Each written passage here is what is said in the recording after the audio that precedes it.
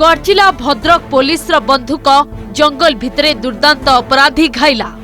गोड़ाई गोड़ाई पप्पू को एनकाउंटर रक्त जुड़बुड़ अवस्था हॉस्पिटल ले भर्ती दुर्दांत अपराधी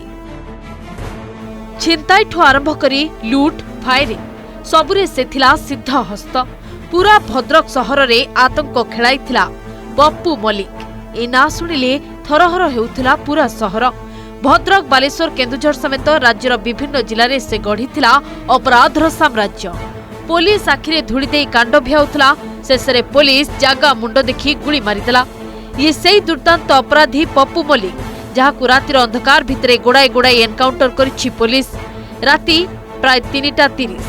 पप्पूर डाहाण गोड़ को लक्ष्य करी गुली मारिछि पुलिस अपराध घटाइबा पई पप्पू तार जड़े सहयोगी सह पल्सर मोटरसाइकेल रे ए निकांचन जंगल भितर को आसीथिला बास ए खबर पुलिस कान रे पड़िबा परे पप्पूर सब खेल खत्म करिथिला पुलिस गतक राति जो पुलिस खबर पाइला एभली घटना घटाई पप्पू तार सहयोगी सूचना योजना अनुसार भद्रक बुलुंट तो संपूर्ण भाव राति तमाम नजर रखी सकालू सकालू जो जगार जो नुआसाही जंगल पाखे जो पप्पू देखी पुलिस पुलिस गोड़ाई किंतु कहुचे पुलिस गोड़ाला समय से पप्पू कौन कर 2 राउंड फायरिंग करता तेरे ये जो पप्पू मल्लिक ना जेहेतु अपराधिक अनेक गुड़े मामला रही से अनेक गुड़ अपराधिक मामला सहित संपुक्त रही पाखे सब थाए जहाद्वारा से कौन करता है जो लुटमार समय व्यवहार करे जो गतकाली समान अवस्था होता है जिते पुलिस जिते आक्रमण करता पुलिस उपर फायरिंग करता तेरे ये बालेश्वर सिमुलिया भद्रक राज्यर विभिन्न स्थान में अपराधिक मामला रही पप्पू को दीर्घ दिन धरिक विभिन्न थाना जेहेतु तार मान वारंट जारी पुलिस खोजुला तो निश्चित कौट ना कौट कह ये भद्रक पुलिस बड़ सफलता कारण एभली अपराध को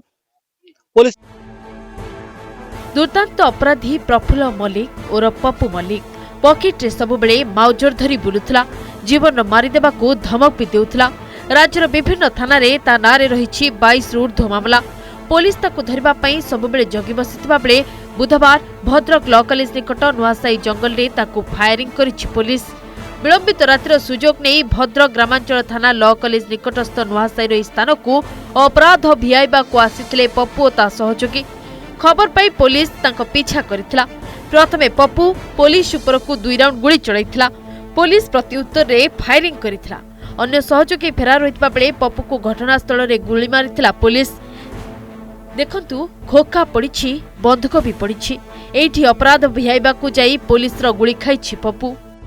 बर्तमान 40 जन टीम आसी पहुंचती जदि कहुचे साइंटिफिक टीम साइंटिफिक अफसर अच्छा संगीता हासदा और टीम पहुंचती एठारू पाखापाखि 6टी गुली जबत देती पुलिस 2टी 9mm फुटा गुली और अपराधी 2टी 7.65 mm रो 2टी फुटा और 2टी अफुटा गुली जबत देती देखिए घटनास्थल देखिए पुलिस तार बंदूक को जो बंदूकटी पड़ा सीज कर 2टा अफुटा गुली सीज कर देखिए बर्तमान जो पूरापूरी भाव में जब कहुची संगीता हासदा साइंटिफिक अफसर अच्छा टीम पूरा लगी केते मापरे बर्तमान फायरिंग होता कौटी फायरिंग होता कौ जगार फायरिंग होता बंदूक भितर जेहेतु बंदूकटी पड़ा ता भर 2टी अफुटा गुली रही और 2टी फुटा गुली पाखे पड़ा पुलिस तन तन कर जांच कर साइंटिफिक टीम तन तन कर तार gunshot injury suspected gunshot injury right leg रे अच्छी आ पेशेंट एबे हेमोडायनामिकली स्टेबल अच्छी ब्लीडिंग को एबे कंट्रोल करिछु एबे एट द प्रेजेंट ब्लीडिंग नाही कंट्रोल अच्छी बेसिकली राइट गोड़ रे इंजुरी अच्छी गोड़ इंजुरी ना किन बता स्टेबल अच्छी पेशेंट एबे हेमोडायनामिक स्टेबल अच्छी अच्छा कटक रेफर करिवे कि हां तार कटक रेफर हेजी से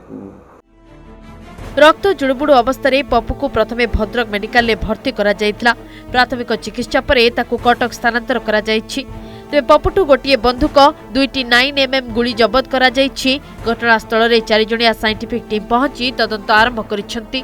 भद्रक पार्थसारथी नायकों रिपोर्ट ओडिशा रिपोर्टर।